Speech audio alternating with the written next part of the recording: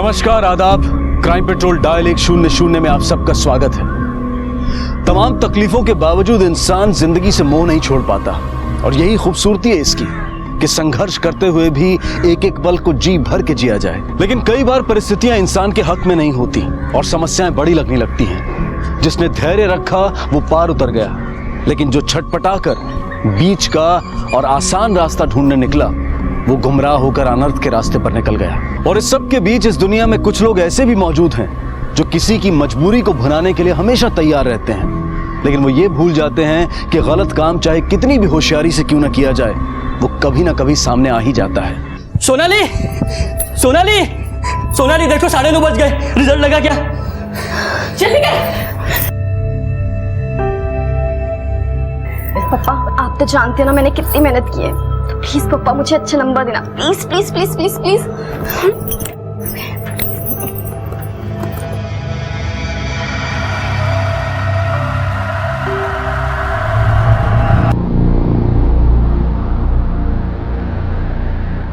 क्या हुआ? बता ना, बोलना क्या हुआ? मैं पास हो गई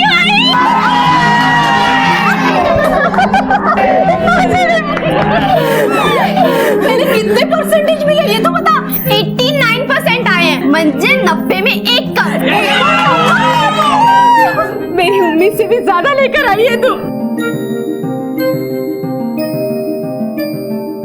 ये ले पैसे, जल्दी जाके मिठाई लेके आ। मला सर्वांचं तोंड गोड करायचं। जा जल्दी। सब लोग मेरा वेट करना। हाँ, मैं मिठाई लेके आती हूँ, ठीक है?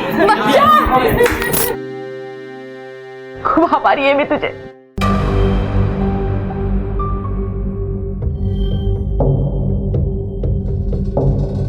ये देखो, इनके बाप की गाड़ी है। उठ, सोने के पैसे देता हूं क्या? लेट हो रहा है, चलो।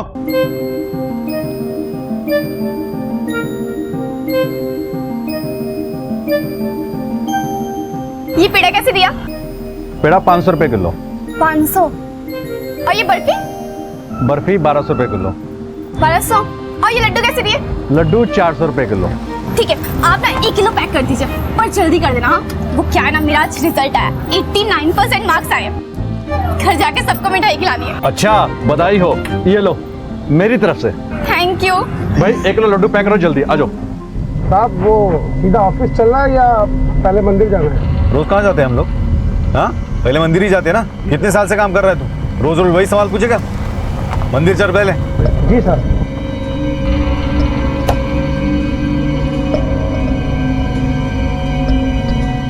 ये लीजिए लड्डू। और आपको पता है ये किस चीज का लड्डू है? मैं पास हो गई हूँ, 89% आए हैं। आशीर्वाद दो।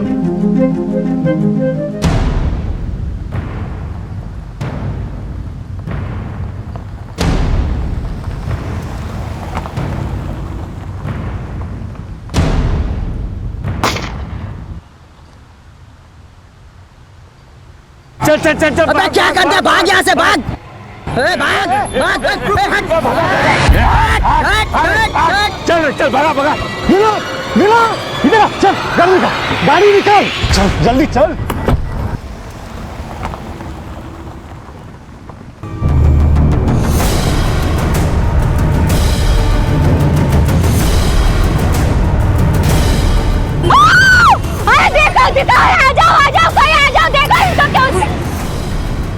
क्या हुआ इस लड़की को? खून भी आ रहा है इसे।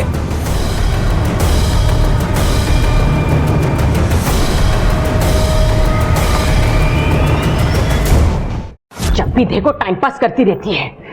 पढ़ने के लिए बोला तो इसे नींद आती है। हाँ, जब भी देखो टाइम पास। कितने नंबर लेके आई थी तू नबीला? हाँ, नशीब माझे के कांटा और पास तरी झालीस।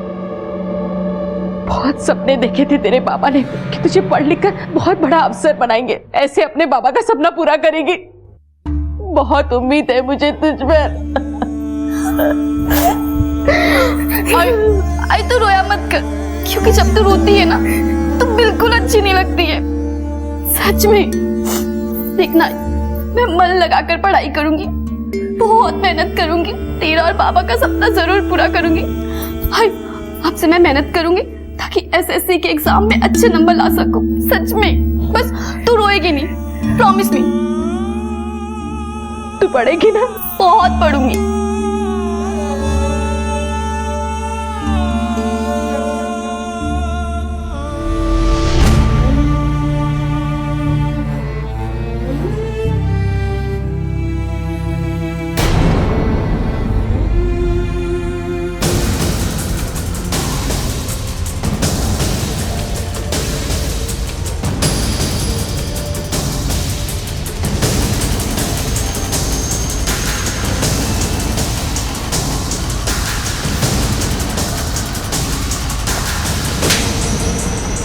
बच्ची मरी पड़ी है और उसकी तुम वीडियो बनाकर सोशल मीडिया पे अपलोड करोगे ताकि तुम्हारे जैसे लोग उसे लाइक करें। शर्म आनी चाहिए तुम्हें। हटो यहाँ से बाबा, हटाओ सब लोगों यहाँ से।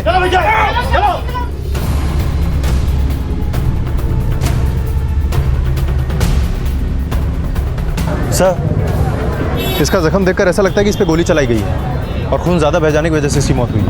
कदम, सर, सोचने वाली बात तो ये है कि इतनी छोटी सी बच्ची को कोई क्यों गोली मारेगा?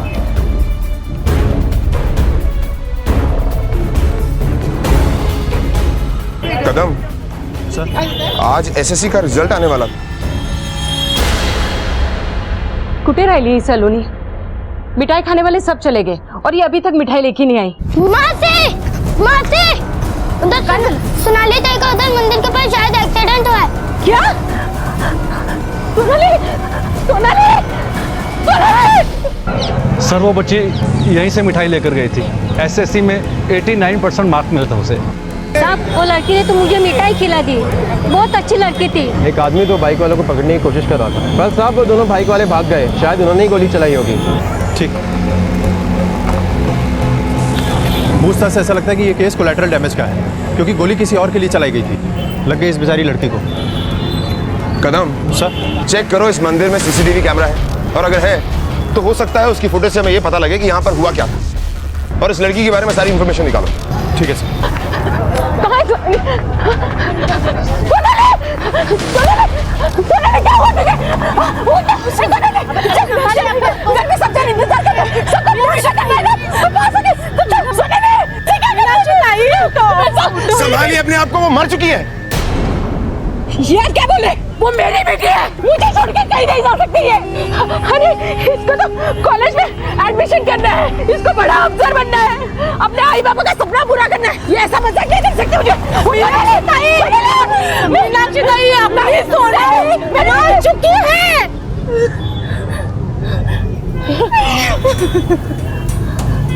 नहीं सोनाली, तू मुझे छोड़ के नहीं जा सकी, नहीं जा सकेगी।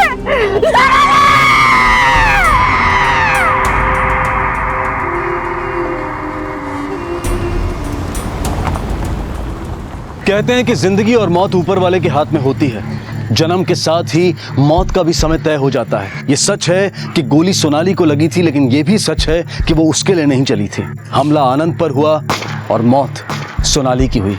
आनंद पर यह हमला किसने और क्यों किया था? क्या सच्चाई थी इस हमले की? और ऐसा क्या घटा था आनंद की जिंदगी में कि जिसकी वजह से कोई उसकी जान लेना चाहता था?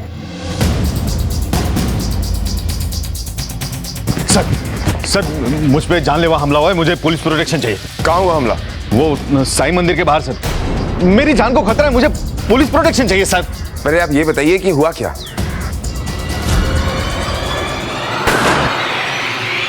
आपकी किसी के साथ कोई दुश्मनी या कोई झगड़ा? अब हमारे बिजनेस में लोग अक्सर दुश्मनी पाल लेते हैं। वैसे क्या बिजनेस करते हैं आप? मेरी लोन एजेंसी है। हाँ, हो सकता है किसी डिफॉल्टर ने हमला करवाया। शायद आपको पता नहीं, आप पर जो हमला हुआ उसमें एक मासूम बच्ची की जान चली गई। सर, उसने मुझे मारने के लिए गोली चलाई थी। वो मुझे नहीं लगी, किसी और को तो लगनी थी।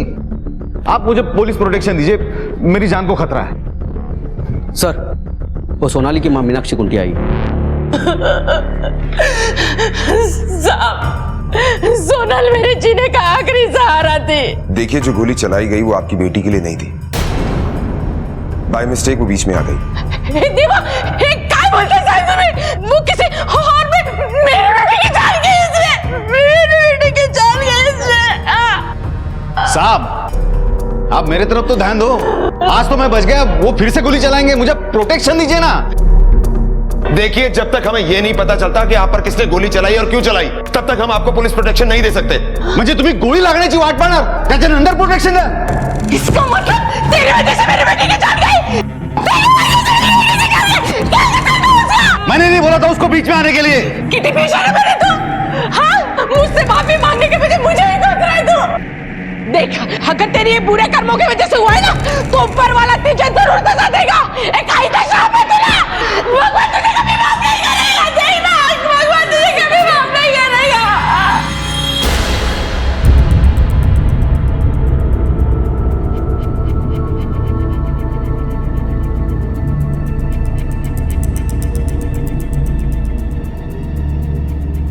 कदम, सर। इसे देखकर तो यही लग रहा है कि शायद किसी ने आनंद को मारने की सुपारी दी है। Yes sir. और सर ये देखिए, फुटेज में 2 लोग हैं, लेकिन सर प्रॉब्लम ये है कि उनमें से एक ने हेलमेट पहन रखी है और दूसरे ने अपना चेहरा ढका हुआ है। और सर बाइक का नंबर प्लेट भी क्लियर नहीं है। कदम, हो सकता है कि इसकी शक्ल आनंद के ड्राइवर ने देखी हो। पूछताछ करो उससे, स्केच बनवाओ। ठीक है सर। सब कुछ इतनी जल्दी में हुआ कि हम उसका चेहरा ठीक से देख नहीं पाए। देखो, जितना भी याद है वो बताने की कोशिश करो।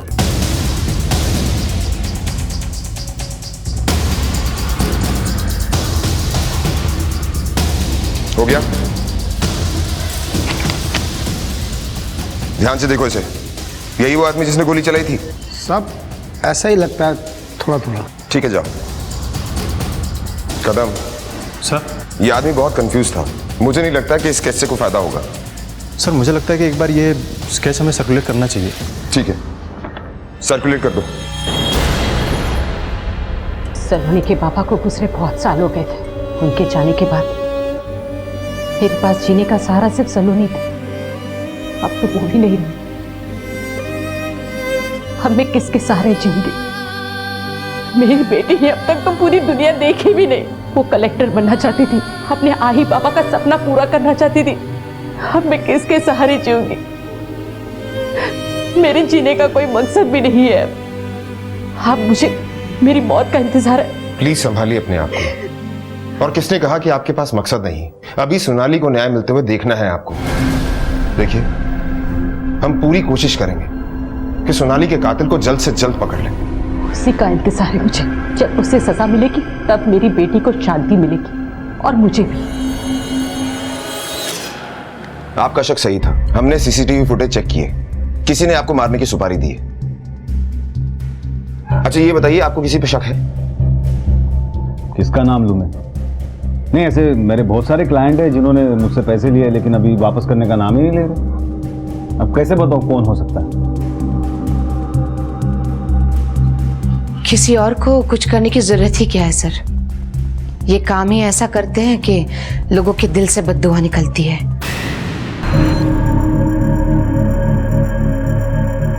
तुम्हारा मतलब है गोली बद्दुआ से चली? और मेरा क्या, दुनिया के ऐसे बहुत सारे काम हैं जो इसी तरीके से होते हैं और किसी की बद्दुआ ना लगे इसीलिए रोज मंदिर जाता हूं मैं। और उसी वजह से कल भगवान ने मुझे बचाया। आप तो बच गए, पर एक मासूम बेचारी बच्ची की जान चली गई। सॉरी सर, उसके लिए मैं कुछ नहीं कर सकता हूं। अब आपने आपकी इंक्वायरी कर ली है तो मुझे प्रोटेक्शन दे दो। कर ली नहीं, करेंगे। और अगर ऐसे ही हर किसी के कहने पर उसे पुलिस प्रोटेक्शन देनी शुरू कर दी तो आधे शहर को प्रोटेक्शन देनी पड़ेगी। फिर हर किसी के साथ में एक हवलदार को तैनात करना होगा। देखिए, अगर वाकई आपको लगता है कि आप पर जो हमला हुआ है वो आपके बिजनेस की वजह से हुआ है तो हमें आपके सारे क्लाइंट्स की लिस्ट चाहिए। ठीक है कदम सर। ये आनंद और उसकी बीवी के बीच में कोई ना कोई प्रॉब्लम जरूर है। इम्पॉसिबल है कि एक पति पर हमला हो और उसकी पत्नी को जरा सी भी फिक्र ना हो। कदम सर। तुम एक काम करो, आनंद की बीवी की सारी इंफॉर्मेशन निकालो, पता करो कि इनकी आपस में क्यों नहीं पड़ती। ठीक है सर। और हाँ, तुम आनंद के घर में काम करने वाली बाई को पुलिस स्टेशन बुलाओ, उससे पूछताछ करो। कान लगाकर सुन रही थी वो। बहुत जबान चला रही थी ना पुलिस वालों के सामने। इसके बाद ज्यादा फूटी दिखाई ना, ये जबान है काट के रख दूंगा। साहब, ये दोनों तो सिर्फ नाम के पति पत्नी है। मैंने तो इन्हें पति पत्नी के जैसे रहते हुए कभी नहीं देखा। हमेशा लड़ाई झगड़ा करते थे। पिछले 2 साल से तो मेम साहब ने साहब के लिए व्रत सावित्री का व्रत रखना भी छोड़ दिया।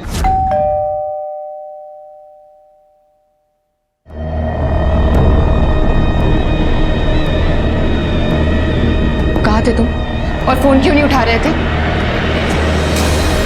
मीटिंग में था, कैसे उठा था फोन में? अच्छी तरह जानती हूँ कौन सी मीटिंग से आ रहे हो, बेशर्मों की तरह यूं शराब पीकर। और ये लिपस्टिक का दाग।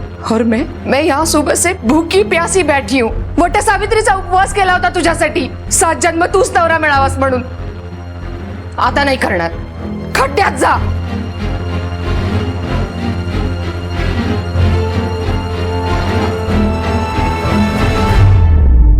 कदम सर। कहीं ऐसा तो नहीं कि आनंद को मारने की सुपारी शालिनी ने दी? लेकिन सर, शालिनी अगर सच में आनंद से परेशान थी तो सुपारी देके मरवाने के बजाय वो उसे डिवोर्स भी तो दे सकती थी ना। नहीं कदम, अगर वो डिवोर्स देती तो उसे प्रॉपर्टी में फूटी कौड़ी नहीं मिलती, और अगर आनंद मर जाए तो सारी की सारी प्रॉपर्टी उसकी। कदम सर, कोई भी औरत ये बर्दाश्त नहीं कर सकती कि उसका पति उससे बेवफाई करे, किसी और औरत के पास जाए। हो सकता है उसने पैसे से ज्यादा बदले को अहमियत दी हो। एक काम करो, शालिनी की सारी डिटेल्स निकलवाओ, कॉल रिकॉर्ड्स निकलवाओ, पता करो कि वो कैसी इंसान है, और हाँ, आनंद के भी सारे रिकॉर्ड्स निकलवाओ। ठीक है सर। सर, सोनाली की postmortem report. Sir, postmortem report के मुताबिक तो सोनाली पे जो गोली चली थी वो किसी देसी कट्टे से चलाई गई थी। बाबा सर। अपने सारे खबरियों से पता करो कि इन दिनों में किसी ने देसी कट्टा खरीदा है क्या। Okay sir. नहीं, अभी नहीं। जब तक मेरी बेटी की आत्मा को शांति नहीं मिलती, मैं गांव वापस नहीं आ सकती, नहीं आ सकती। सर, मैंने पता किया है, इन दिनों किसी ने भी देसी कट्टा नहीं बेचा है। और सर, मैंने आनंद की वाइफ शालिनी के बारे में भी इंक्वायरी की है। उसका किसी गैर मर्द के साथ कोई ताल्लुकात नहीं है, इसलिए सर उस पर शक करना बेकार है। कदम सर, ये उन क्लाइंट्स की लिस्ट है जिन्हें आनंद ने लोन दिया है, और ये लोन गवर्नमेंट रूल के तहत नहीं है। लेकिन सर, लोन की अमाउंट तो काफी कम है, 5 से 10 लाख ही है। 5 से 10 लाख की अमाउंट कोई छोटी अमाउंट नहीं होती कदम, और ऊपर से इनलीगल। अगर कल आनंद को कुछ भी हो जाए तो लोन की रिकवरी नहीं हो सकती। कदम, ही काम करो सर, इस लोन के जितने भी डिफॉल्टर हैं सबसे पूछताछ करो। हो सकता है ये काम उन्हीं में से किसी एक ने करवाया। ठीक है सर।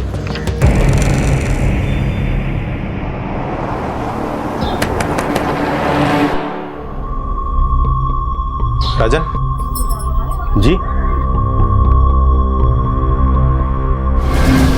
ऑटो लेना था मेरे को साहब, कहीं से भी लोन नहीं मिला मेरे को, तो फिर मैंने अपना ये खोली आनंद पवार के पास गिरवी रख के पैसे ले लिए। थोड़ा कम पढ़ा लिखा हूँ साहब, कुछ समझा बुझा कर मेरा साइन ले लिया पेपर पे, मेरा खोली खा गया साहब। अच्छा होता अगर वो मरता तो। कहीं ऐसा तो नहीं कि आनंद पवार पे गोली तुमने ही चलवाई है? नहीं साहब, अगर बीवी बच्चे वाला आदमी नहीं होता ना तो खुद मरता उसे। जैसा वो चैप्टर आदमी है ना साहब, मरना तो बनता है उसे।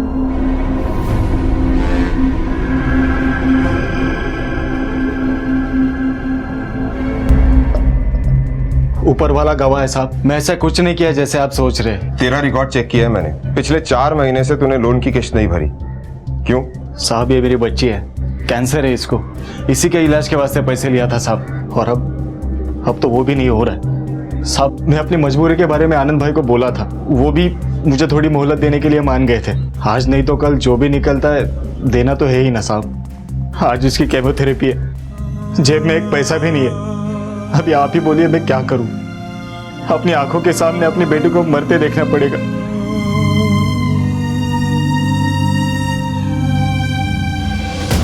साहब, हमारा मैटर तो कब तक क्लोज हो गया? हमारी जरूर क्या काम करती है, अब जरूरतमंद लोगों को ढूंढती रहती है लोन के लिए, और जो कमीशन मिलता है उससे हमारी किस्त चली जाती है। हमारा कोई झगड़ा नहीं है उससे, आप चाहे तो पूछ लीजिए इससे। अरे बोलती काहे को नहीं? अरे बताना साहब को कि आनंद पवार का मैटर क्लोज हो गया। हाँ साहब, हो गया।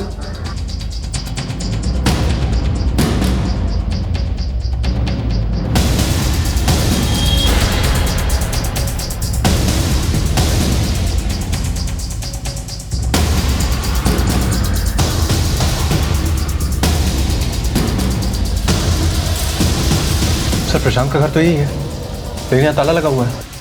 इसके पड़ोसी से पूछताछ करते हैं, हो सकता है उन्हें पता हो कि कब गया और कब आएगा। प्रशांत अब कैसे आएगा साहब? वो तो बेचारा दुनिया ही छोड़ गया।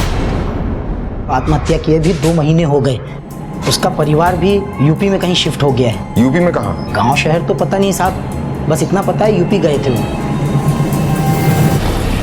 कदम सर, पता करो प्रशांत के परिवार वाले यूपी में कहाँ रहते हैं। हो सकता है कदम प्रशांत ने जो सुसाइड कमिट की है लोन की इंस्टॉलमेंट का नतीजा है। आनंद ने जिन जिन लोगों को लोन दिया है उन सबकी कहानी अजीबोगरीब है। राजन का कहना है कि उसकी खोली उसने हड़प ली थी, बल्कि आज भी वो उसी खोली में रह रहा है। और सलीम की वाइफ ये सुनकर हैरान हो जाती है कि आनंद ने सलीम को मोहलत दी है। हाँ सर, और यादव सब्जी वाले का भी कहना है कि उसकी वाइफ इंस्टॉलमेंट के नाम पे आनंद पवार को क्लाइंट्स लाके देती है। कदम, ये मामला सिर्फ लोन की इंस्टॉलमेंट का नहीं है शायद। एक काम करो सर, सबके फोन रिकॉर्ड्स निकलवाओ, चेक करो। ठीक है सर। सर, हमारे खबरों का कहना है कि पिछले 2 महीनों में सुपारी लेने की कोई भी खबर उन्हें नहीं मिली। इसका मतलब ये काम किसी बाहर वाले से करवाया गया। अरे एक वक्त था कि तू मेरे लिए उपवास रखती थी और मजे से खाना खा रही है अभी। शर्म नहीं आती तुझे? क्योंकि तुझे कुछ पड़ी नहीं है ना कि कोई मुझे मारना चाहता है। अरे शर्म नहीं आती तुझे? खुश है तू मुझे ऐसा घर में कैद देखकर? तो क्या करूं? बंदूक लेकर तुम्हारी बॉडीगार्ड बन जाऊं? जैसी करनी वैसी भरनी। बुरे लोगों के साथ ऐसा ही होता है, सड़ सड़ के मरते हैं। एक खींच के दूंगा ज्यादा आवाज किया तो। शर्म नहीं आती? अपने पति की मरने की बात करती है। शर्म तो मुझे इस बात की आती कि मैं तुम्हारी बीवी हूं। शालिनी। सर शालिनी, संतोष, सलीम और राजन के कॉल रिकॉर्ड्स मिले हैं, लेकिन सर उसमें एक खास बात है। क्या? सर शालिनी और राजन के बीच में फोन पर बातचीत हुई है और राजन के मुताबिक उसका जो मकान गिरवी था और जिसको आनंद ने हड़प लिया था वो अभी भी राजन के नाम पर है। सर, प्रशांत की फैमिली यूपी के मिर्जापुर में शिफ्ट हुई है और उनके शिफ्ट होने से पहले ही आनंद पे अटैक हुआ है। कदम, सर तुम मिर्जापुर जाने की तैयारी करो। हमें किसी भी हालत में सोनाली को न्याय दिलाना है। ठीक है सर।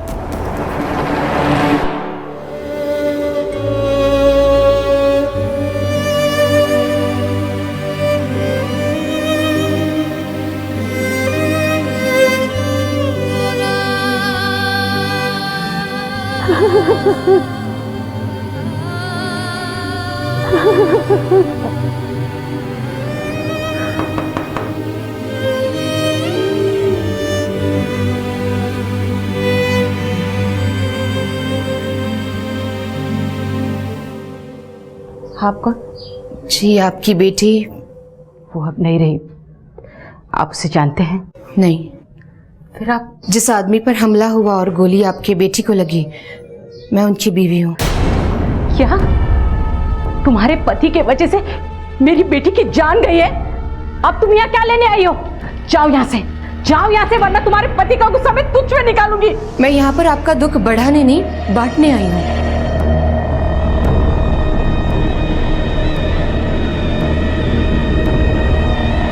पैसे देकर तू मेरा दुख बांटने आई है यहाँ? हाँ, लेके जा ये कागज के टुकड़े। मुझे ये नहीं, अपने बेटी का बदला चाहिए। साहब मैंने झूठ बोला था खोली को लेकर, लेकिन अगर मैं उसकी बात नहीं मानता ना साहब तो वो जरूर ले लेता साहब मेरा खोली। कौन सी बात? साहब वो, तू अंदर जा, जा अंदर जा। अब बता, कौन सी बात? साहब उसने मेरा खोली इसलिए नहीं लिया क्योंकि मैंने इसको भेजा था उसके पास। साला इतनी कीमती चीज रखे, काम होते ही इसे मैं घर भेज दूंगा।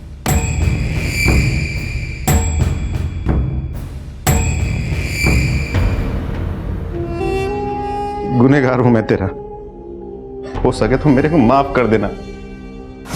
मतलब ब्याज के बदले में? हाँ साहब, मैं मजबूर था। अगर खोली जाती ना साहब तो मैं बीवी बच्चों के साथ फुटपाथ पे आ जाता। इसलिए तूने सोचा कि आनंद को मार दे तो किस्सा ही खत्म? मैंने कुछ नहीं किया साहब। अच्छा, ये देख तेरे कॉल रिकॉर्ड्स। तेरी और आनंद की बीवी के बीच में लगातार बातचीत होती थी। बता, क्या लेना देना तेरा उसकी बीवी के साथ? बोल। साहब मैं तो उस आनंद को सुनाने गया था कि ये रोज रोज का डिमांड बंद कर, तो लौटते वक्त उसकी बीवी ने खुद बुलाया था मिलने को। मुझसे क्या काम है? तुम्हें पैसे चाहिए ना? ये लो पैसे। पैसे? लेकिन मेरे को काहे को दे रहे हो? तुम्हारी परेशानियों से छुटकारा पाने के लिए। अब उनसे कैसे छुटकारा पाना है ना, ये तुम ही सोचो। मैं पहले से जानती थी कि मेरे पति के बाहर दूसरी औरतों के साथ संबंध है, और इसी वजह से एक छत के नीचे रहते हुए भी मैंने उससे कोई वास्ता नहीं रखा। मजबूर औरतों का फायदा उठाते थे वो, और वो भी इतनी चालाकी से कि कोई उनके खिलाफ मुंह नहीं खोल पाता था। और जब आपको लगा कि आनंद नहीं रुकने वाला तो आपने राजन को उसकी सुपारी दे दी। मैंने वो पैसे राजन को सुपारी के लिए नहीं, उसकी हेल्प करने के लिए दिए थे सर, ताकि वो मेरे पति के ट्रैप से बच सके। अच्छा झूठ बोलती हैं आप। अगर आपको अभी भी मुझ पे भरोसा नहीं है तो अभी मुझे अरेस्ट कर लीजिए, ताकि लोगों को पता तो चले कि आनंद कितना घटिया और गिरा हुआ इंसान है।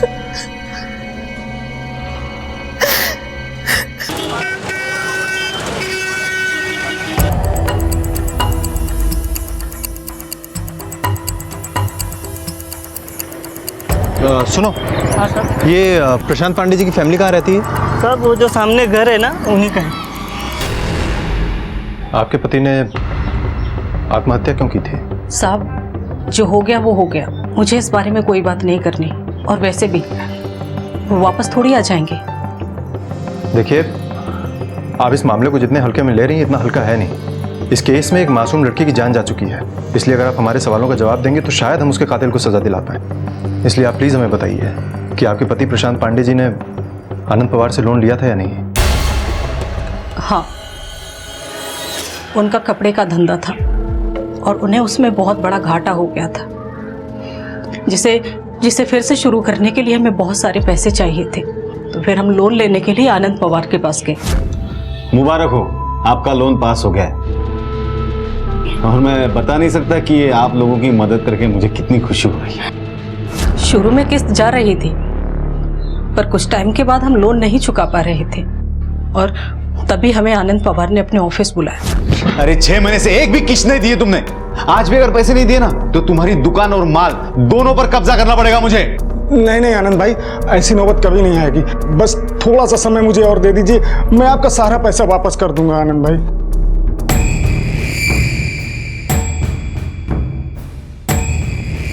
मैं अगर तुम्हें थोड़ा समय दे भी दूं तो तुम मुझे क्या दोगे? मेरे पास क्या है? मेरे पास तो देने के लिए कुछ नहीं है आनंद भाई। एक देने लायक चीज तो है तुम्हारे पास, इसे मेरे पास भेज दो और मोहलत ले लो। आनंद भाई, जबान संभाल के बात करो, बहुत जल्दी तुम्हारा सारा पैसा तुम्हारे मुंह पे मारूंगा। इससे पहले कि ये कुछ कर पाते, उसने हमें लीगल नोटिस भेज दिया घर खाली करने का, कि पूरी तरह से टूट चुके थे। इसलिए आनंद पवार से मिलने में उसके ऑफिस चली गई।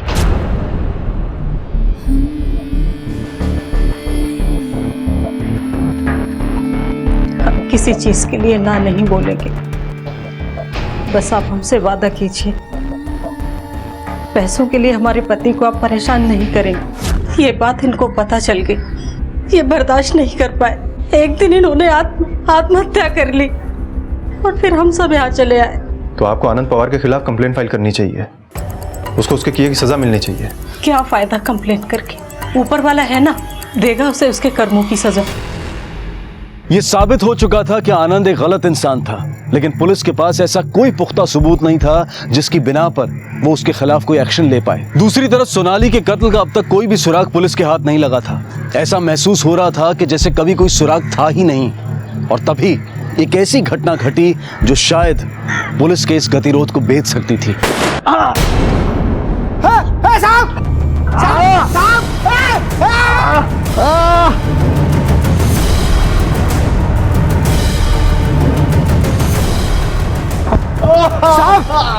साहब, मैडम, साहब बोला, घर चली नहीं है।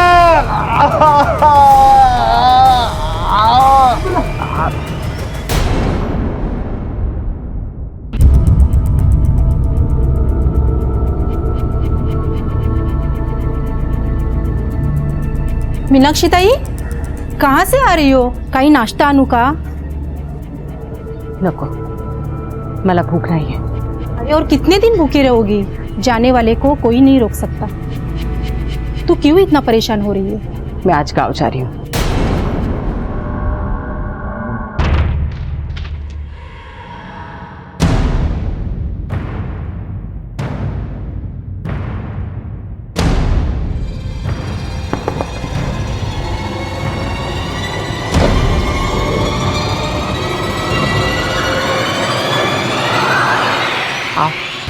इंस्पेक्टर साहब, गोली कॉलर बोन के पास लगी थी, लेकिन ऑपरेशन सक्सेसफुल रहा। आनंद पवार अब खतरे से बाहर है। और ये बुलेट जो मरीज की बॉडी के अंदर से रिकवर हुई है। कदम, शायद ये देसी कट्टे से चली हुई गोली है। सो इसका मतलब कि जिन लोगों ने पवार पे पहले गोली चलाई थी वो दोनों अब भी उसके पीछे हैं। हो सकता है। डॉक्टर, जी, हम पेशेंट से मिल सकते हैं? जी हाँ, आप मिल सकते हैं। मैंने आपको पहले ही कहा था कि मुझे प्रोटेक्शन चाहिए, लेकिन आपने मेरी बात ही नहीं मानी। डरने की जरूरत नहीं है। वैसे भी तुम हॉस्पिटल में हो, और अगर उन लोगों ने तुम पर दोबारा हमला करने की कोशिश की तो डॉक्टर है ना यहाँ पर। मैं तो तुमसे यही कहूंगा कि कुछ दिनों के लिए तुम हॉस्पिटल में ही रहो। यहाँ मेरी ये हालत हुई और आप मुझे जोक सुना रहे हैं। सुना नहीं रहे हैं, बता रहे हैं। और एक वार्ड बॉय को तुम पर नजर रखने के लिए कह दिया है। और हाँ, अगर एक औरत ने भी तुम्हारे खिलाफ कंप्लेंट की तो यहां से भी ज्यादा सेफ जगह पर तुम्हें ट्रांसफर कर देंगे। तब तक के लिए टेक केयर।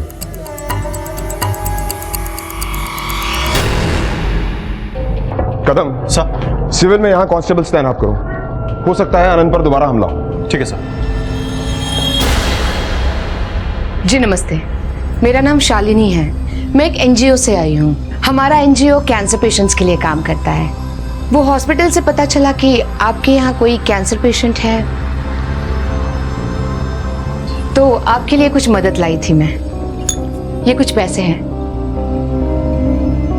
अरे ले लीजिए, आप ही के लिए हैं, प्लीज।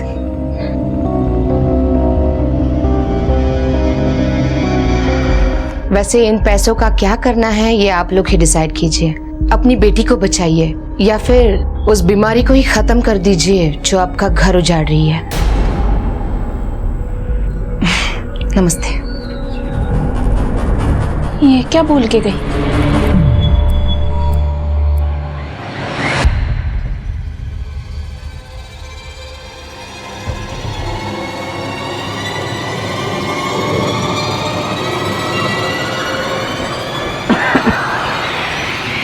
आनंद पवार कौन से रूम में है? सीढ़ी से ऊपर जाके राइट। Thank you.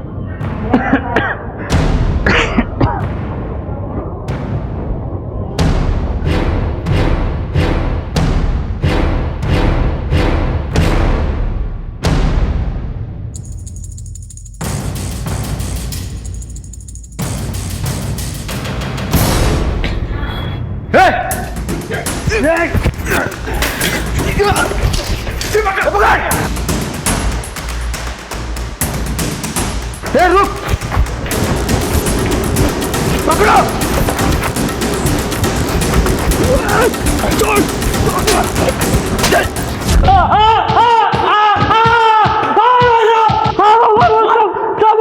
सर, इसके पर से ये आधार कार्ड मिला है। इसका नाम प्रकाश झंडे है। कदम सर, इसका प्रेजेंट पास्ट फ्यूचर सब पता करो। अगर स्पारी किलर का एक भी क्लू मिल गया ना, फिर देखते हैं ये आदमी कैसे मुंह नहीं खोलता।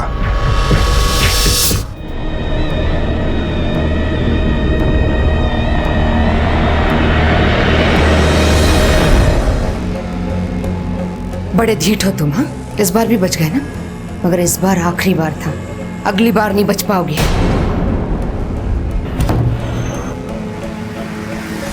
सर, ये प्रकाश झंडे नागपुर का मोस्ट वांटेड क्रिमिनल है, लेकिन इसमें भी खास बात यह है सर कि ये मीनाक्षी का सगा भाई है और सोनाली का सगा मामा।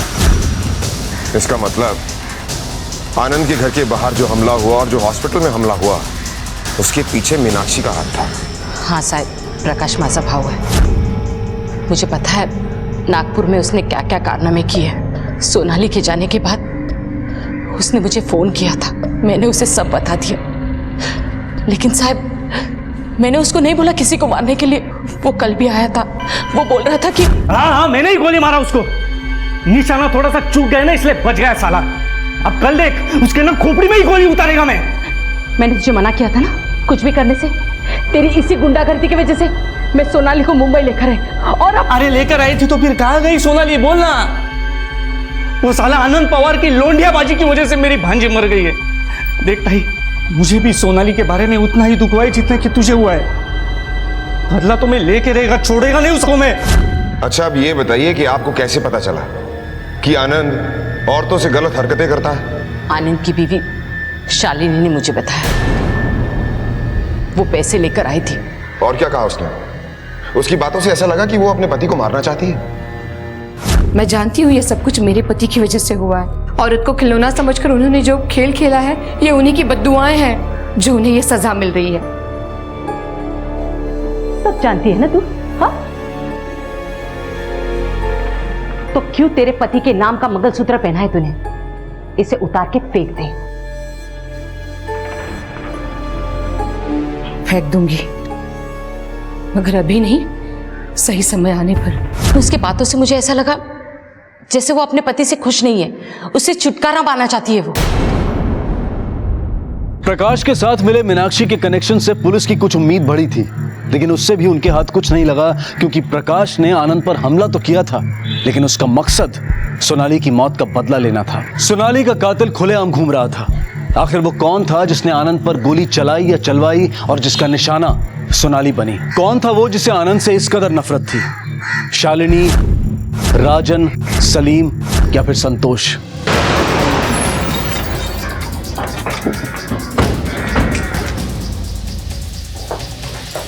जी? हमारे पास आपके घर का सर्च वारंट है। आपके घर की तलाशी लेनी है हमें।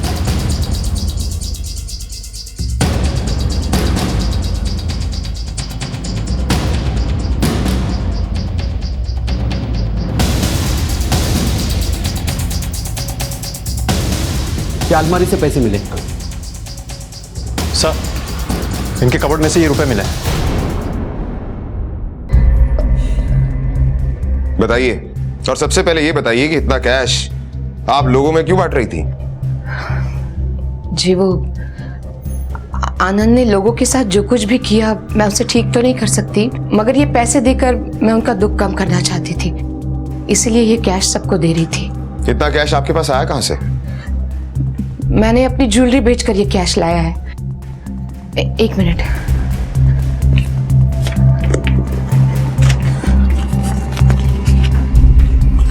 अपना मंगलसूत्र बेचकर जो पैसे लाए थे वो सलीम को दिए, और चेन बेचकर राजन को पैसे दिए थे, और अपने सारे सेविंग्स मैंने मालती को दे दिए ताकि वो गांव जाकर अपनी जिंदगी नए सिरे से शुरू कर सके। और ये जो कैश है आपके हाथ में, अपना नेकलेस बेचकर मैंने लाए थे। यही पैसे लेकर मैं मीनाक्षी को देने गई थी, मगर उन्होंने लेने से साफ मना कर दिया।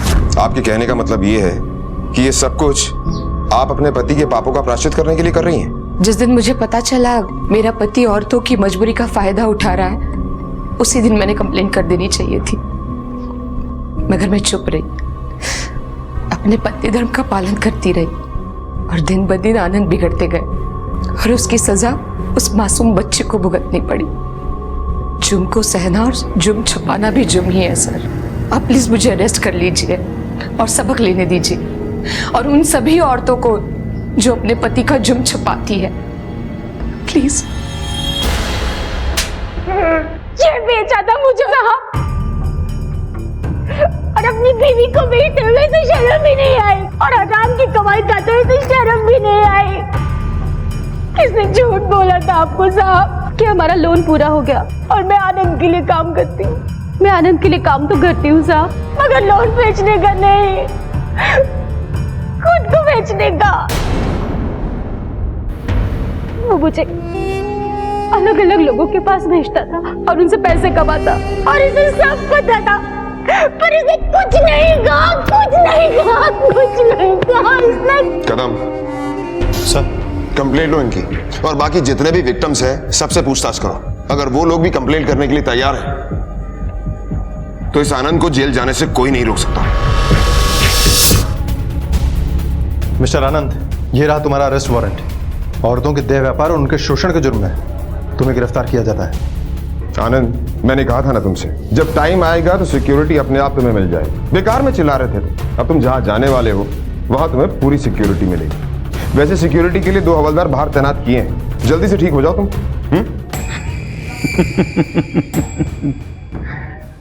इंस्पेक्टर, तुम मेरा कुछ नहीं बिगाड़ सकते। वो सारी औरतें बालिग थी, खुद आई थी अपनी मर्जी से। 24 घंटे के अंदर बेल लेके दिखाऊंगा। एक्चुअली ना, मुझे बाहर आने की जल्दी भी नहीं है। हाँ, बाहर मेरी जान को खतरा है तो अंदर ही सही।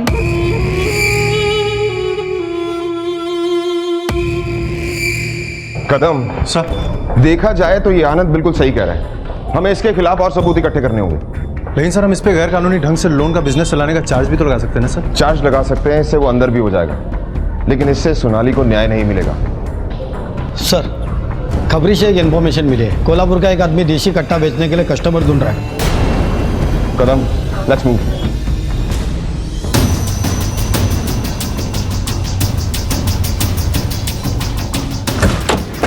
बाबा। हाँ सर। यही जगह है? हाँ सर, यही जगह है। कदम सर, अपनी अपनी पोजीशन ले लो। तुम गाड़ी आगे ले जाओ।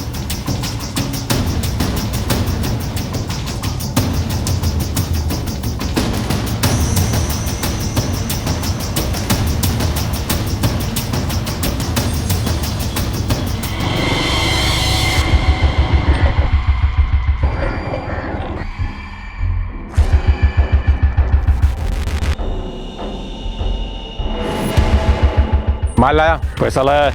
पहले माल दिखा।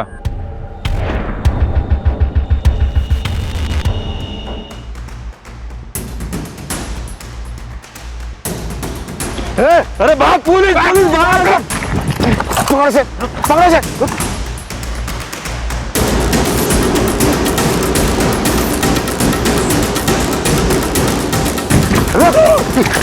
रुक, चल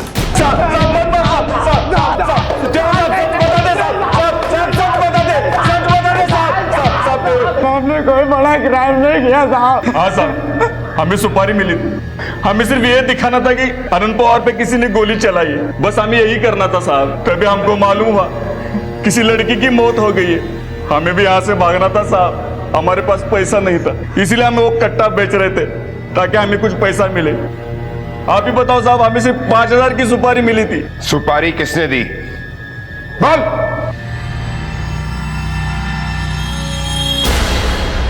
मैंने उनको खुद पर गोली चलवाने की सुपारी दी थी। क्यों? एक औरत मुझे फोन पर परेशान कर रही थी, धमकी दे रही थी कि वो मेरी असलियत लोगों के सामने लाई। तो मैंने प्लान बनाया कि अगर खुद पर गोली चलवाता हूं तो वो लोग डर जाएंगे कि अगर मुझे कुछ हुआ तो इल्जाम उन पर जाएगा। अपनी काली करतूतों को छुपाना चाहता था। तेरे चक्कर में एक बच्ची की जान चली गई। तू टेंशन मत ले, अब तुझे पूरी प्रोटेक्शन देंगे हम। लेकर जाओ इसे।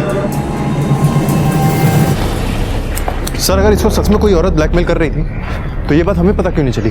पता चल गई थी, और ये औरत तो और कोई नहीं, शालिनी थी। उसने सोचा ऐसा करके शायद आनंद सुधर जाए, लेकिन आनंद ने आगे बढ़कर कुछ और ही किया।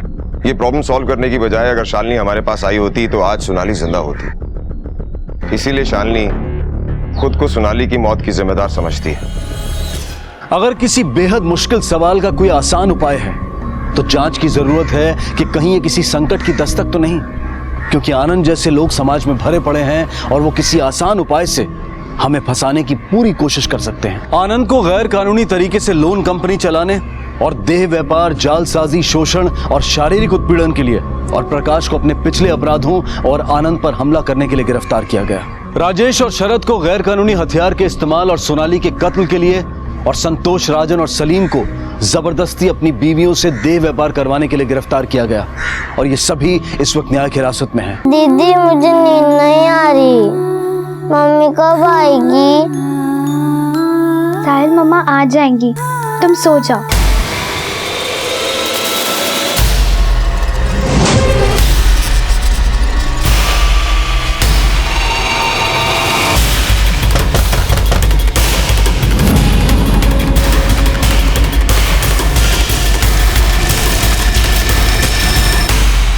नमस्कार, आदाब। क्राइम पेट्रोल डायल 100 में आप सबका स्वागत है। हमारे समाज में अक्सर महिलाओं के आत्मबल को कमजोर करने की कोशिशें की जाती रही हैं, और ऐसा करने के पीछे कुछ लोगों की ये विकृत मानसिकता होती है कि औरतें पुरुषों की बराबरी नहीं कर सकती। आज की ये कहानी ऐसे कई सवाल खड़े करती है जिनका अगर सही जवाब निकाला जाए तो समाज में बहुत बड़ी तब्दीली आ सकती है। हमारे समाज में औरत कामकाजी हो या गृहिणी, उन्हें रिश्तों और जिम्मेदारियों की ऐसी बेड़ियों में जकड़ दिया जाता है जिनमें उन्हें मिलती है तो सिर्फ गुलामी। कभी माँ तो कभी बहन, कभी पत्नी तो कभी बेटी। क्या कुदरत द्वारा बनाया गया महिलाओं का कोमल हृदय सिर्फ हमारे शोषण के लिए बना है? क्या कभी हमने उन्हें नजदीक से जानने की कोशिश की है, उनकी इच्छाओं को समझने की कोशिश की है?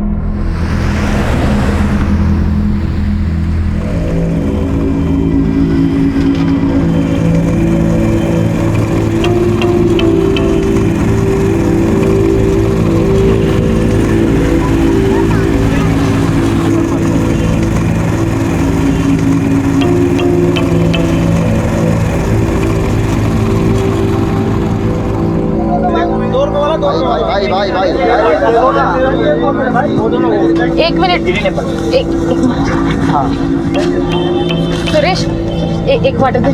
मैडम सेठ जी ने दारू देने से मना किया ना आपको, बोला है कि पहले पुराना चुका दो, बहुत चढ़ चुका है। दे रही हूँ ना मैं पैसे, तो देख वाटर। अरे मैडम सुनो तो, पकड़ो से, अरे पकड़ो, मैडम चोर पकड़ो, चोर पकड़ो, चोर, पकड़ो से।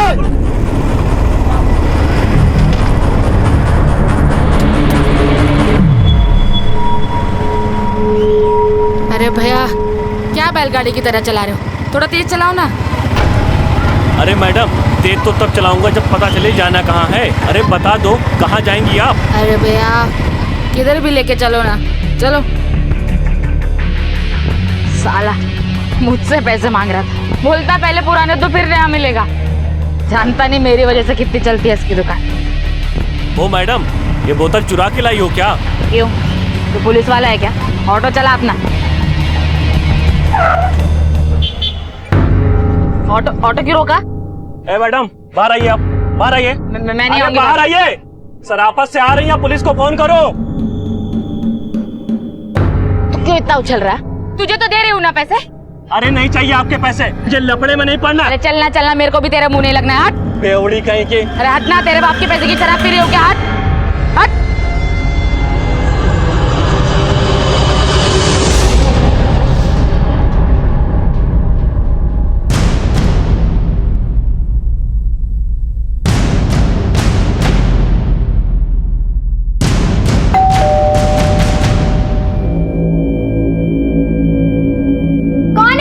तो दरवाजा खोल, बताता हूँ कौन हूँ मैं। नहीं, पहले आप बताइए कि आप हैं कौन। अरे तुम्हारी मम्मी दारू की बोतल लेकर भाग गई हमारी दुकान से।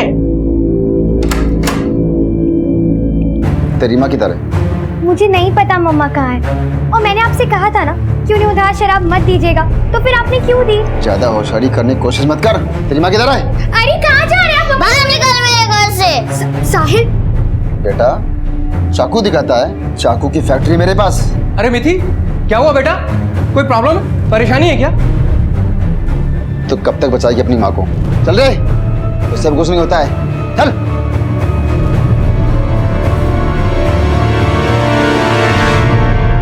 चार साल पहले अंजलि का अपने पति से तलाक हो गया था, जिसके बाद मानसिक तनाव में आकर अंजलि शराब की लत में डूब गई थी।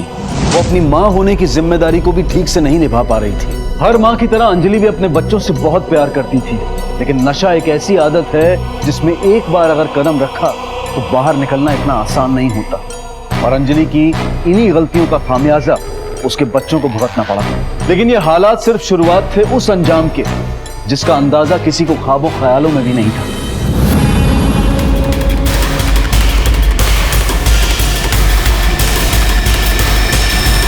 Once, Alice was sitting near a river bank with her sister.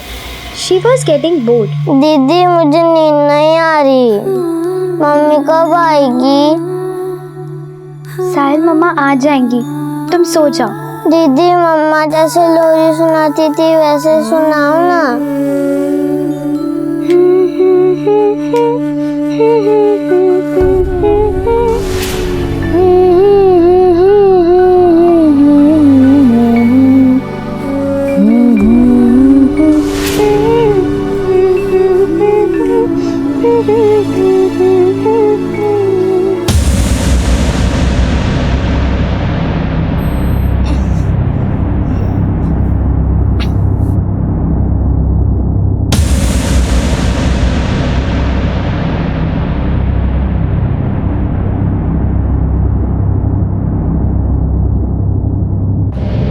अरे मिथि, इतनी रात में अकेली कहाँ जा रही हूँ? इस वक्त निकलना ठीक नहीं है। कहो तो मैं चलूँ साथ में?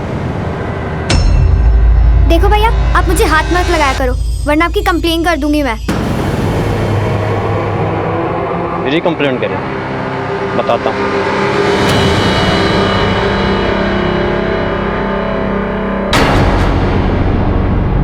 कहाँ चली गई मम्मा?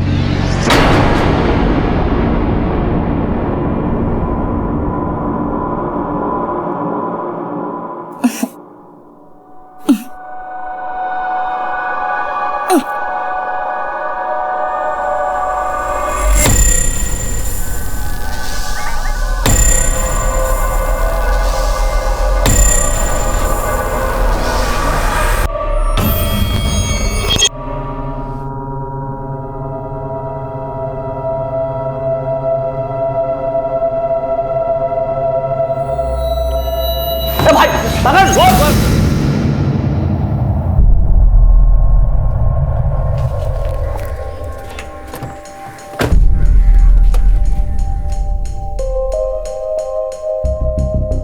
सर अंजलि एक सिंगल मदर है, साहिल और मिथि उसी के बच्चे। अंकल आप मेरी मम्मी और दीदी को ढूंढोगे ना? बेटा फिक्र मत करो, हम बहुत जल्द इन दोनों को ढूंढ निकालेंगे। सर कल रात से जब अंजलि घर नहीं लौटी तो साहिल को सुला के मिथिला प्यार से मुझे मिथि बुलाते हैं, वो अंजलि को ढूंढने निकली। अब उसका भी कोई पता नहीं है सर, और अंजलि अपना मोबाइल भी ले जाना भूल गई। मिथि का भी फ़ोन बंद आ रहा है। आप कौन हैं और अंजलि की फैमिली को कैसे जानते हैं? सर मैं अंजलि का दोस्त हूँ। 4 साल पहले अंजलि का डिवोर्स हुआ था, तब से वो अपने दोनों बच्चों के साथ हमारे सोसाइटी में रहती है। सर अंजलि के बारे में एक इम्पॉर्टेंट बात है, वो शराब बहुत ज़्यादा पीती है। इतनी ज़्यादा पीती आप इमेजिन भी नहीं कर सकते। आप जाइए, हम इन्हें ढूंढने की कोशिश करते हैं। Thank you sir. चलो साहब। अंकल आप मेरी दीदी को ढूंढोगे ना? हाँ बेटा।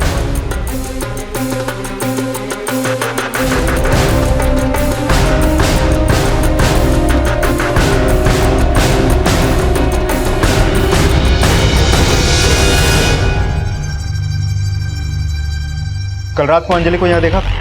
नहीं सर, शायद ये जानते हो क्योंकि दिन का वॉचमैन मैं हूँ और रात में ये रहते हैं। तुमने कुछ देखा था? ड्यूटी पे सो तो नहीं गए थे? बिल्कुल नहीं साहब, मैं ये गेट छोड़ के कभी नहीं जाता।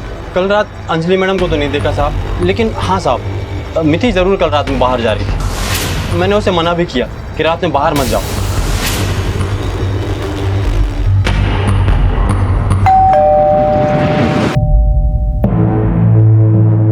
जी देखिए, आपकी पड़ोसन अंजलि के बारे में कुछ बात करनी थी। सर अंजलि के बारे में हम भी उतना ही जानते हैं जितना बाकी लोग जानते हैं। उसका तो रोज का है सर। देखिए, नया ये है कि अंजलि के बाद अब मिथि भी गायब है। छोटी बच्ची, उसके गायब होने की क्या वजह हो सकती? बेचारी मिथि माँ के चक्कर में खुद ही गायब हो गई। सर मैं तो कहता हूँ आप मिथि को ढूंढिए। अंजलि तो कहीं ना कहीं मिल ही जाएगी, किसी पार्क में या गटर में पी के पड़ी होगी वो। अंजलि के बारे में और क्या जानते हैं आप? 1 नंबर की बेवड़ी है सर, पति तो उसका है नहीं, खुली छूट मिली हुई है। सोसाइटी का माहौल खराब करके रखा है उसने, रात रात भर बाहर घूमती रहती है। बेचारी मिथि माँ के चक्कर में खुद ही गायब हो गई। सर मैं तो कहता हूँ आप मिथि को ढूंढिए। अंजलि तो कहीं ना कहीं मिल ही जाएगी, किसी पार्क में या गटर में पी के पड़ी होगी वो। अंजलि के बारे में और क्या जानते हैं आप? 1 नंबर की बेवड़ी है सर, पति तो उसका है नहीं, खुली छूट मिली हुई है। सोसाइटी का माहौल खराब करके रखा है उसने, रात रात भर बाहर घूमती रहती है। सर मैंने आसपास के लोगों से अंजलि के बारे में और भी जानकारी हासिल की है।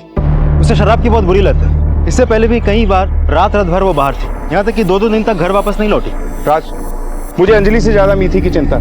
छोटी बच्ची है, पता नहीं कहाँ होगी, किस हाल में होगी। निकली तो थी वो अपनी माँ को ढूंढने, पर पता नहीं खुद ही कहाँ चली गई। जैसे जैसे वक्त बढ़ता जा रहा है, मिथि की जान को खतरा बढ़ता जा रहा है। आसपास के पूरे एरिया में मिथि और अंजलि की फोटो दिखाकर पूछताछ करो।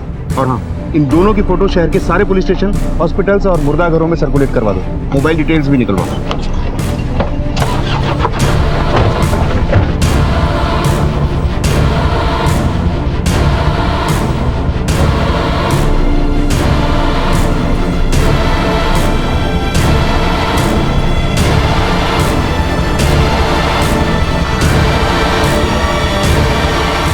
इनको देखा था? हाँ साहब मैं इनको देखा था, वो पार्क में रात को किसी को ढूंढ रही थी।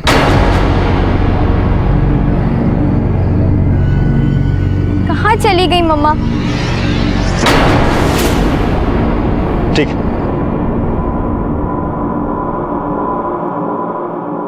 डरो मत बेटा, सब ठीक हो जाए। खाना खाया तुमने सुबह से? नहीं। आओ चलो बाहर जाके कुछ खाते हैं। चलो चलो।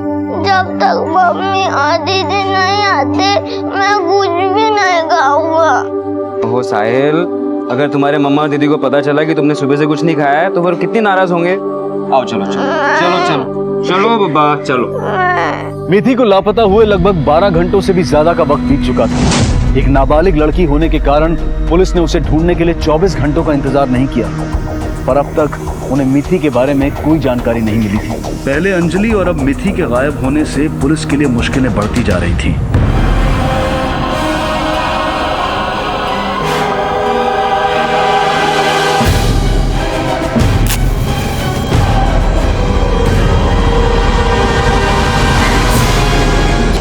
सर आसपास के सारे पुलिस स्टेशन, हॉस्पिटल्स और मुर्दा घरों में माँ और बेटी दोनों की तस्वीरें सर्कुलेट कर दी है, लेकिन अभी तक कोई जानकारी हाथ नहीं लगी। हेलो, ओके, ठीक है, हम पहुंचते हैं। समिति का पता चल गया है। चलो।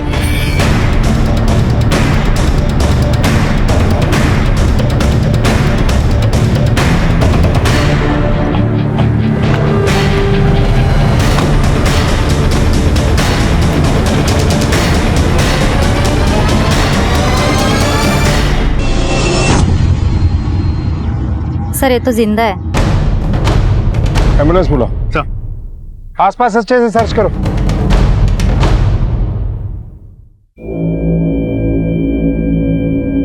साहिल बेटा, क्या सोच रहे हो? खाओ खाओ खाओ, सब ठीक हो जाएगा, खाओ। मम्मी और दीदी कहाँ होंगे? वो लोग अब तक वापस नहीं आए। पुलिस वाले उन्हें ढूंढ रहे हैं ना। जल्दी आ जाएंगे, तुम चिंता मत करो। मैं हमेशा मम्मी और दीदी के साथ ही खाना खाता हूँ। वो लोग भी तो भूखे होंगे ना।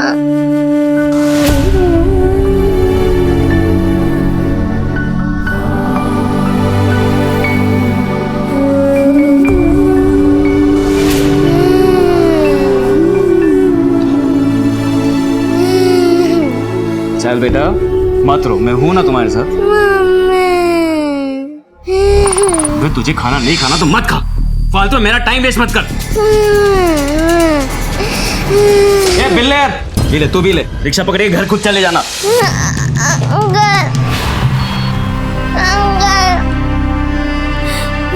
लो बेटा, पानी पी लो।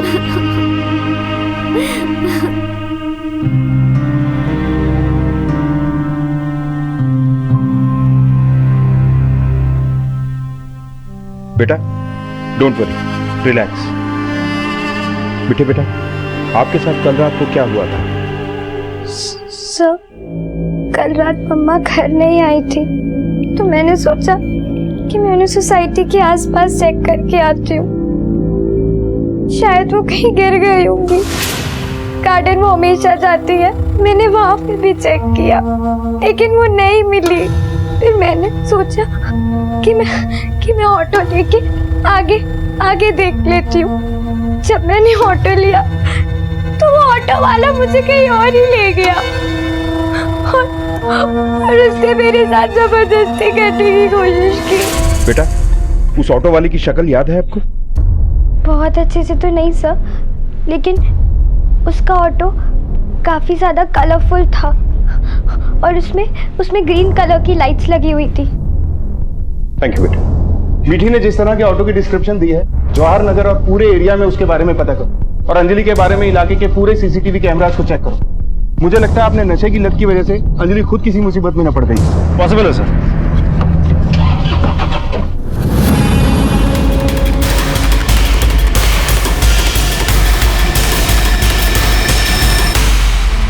अरे बेटा, साहिल कहाँ चले गए थे तुम? हाँ, कौन ले गया तुम्हें? अरे भैया ये लो, आओ देखो, तुम्हारी बहन मिथि मिल गई है, आ जाओ।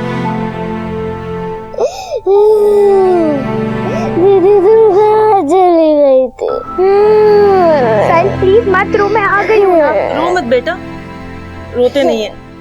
पुलिस उस कमीने को जरूर ढूंढ लेगी और देखना जल्दी तुम्हारी माँ भी मिल जाएगी। मम्मी नहीं बेटा, तुम्हारी माँ अब तक नहीं मिली, लेकिन तुम परेशान मत हो, वो जल्दी ही मिल जाएंगी। पुलिस उन्हें ढूंढ रही है। दीदी माँ मिल जाएगी। हाँ साहिल, मिल जाएंगी।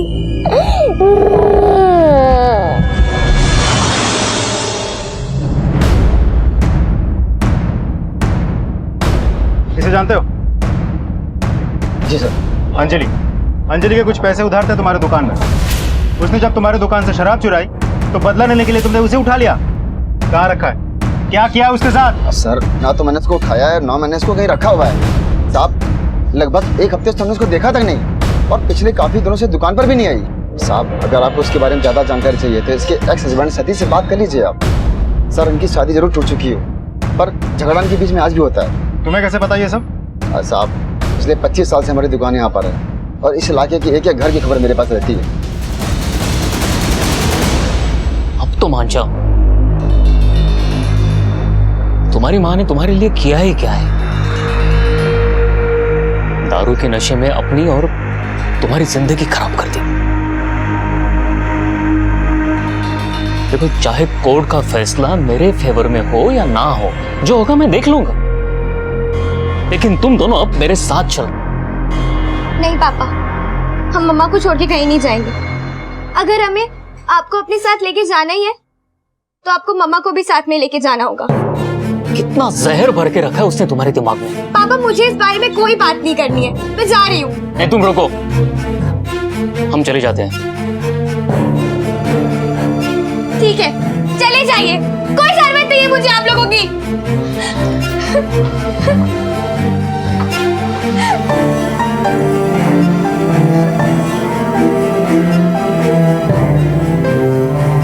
मैंने कहा था ना रहने दो, ये लोग नहीं मानेंगे, लेकिन तुम मेरी सुनते ही कहो।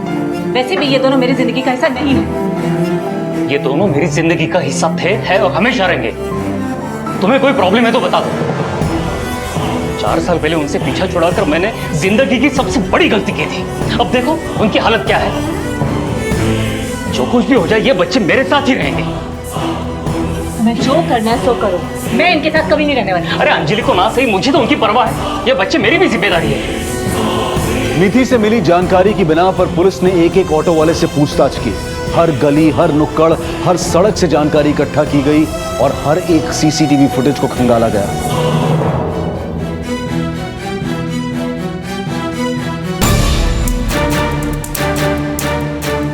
आगे ले जरा, चल। आ जाने साहब, बता दो मैं चलना। ठीक है साहब, चलता हूँ।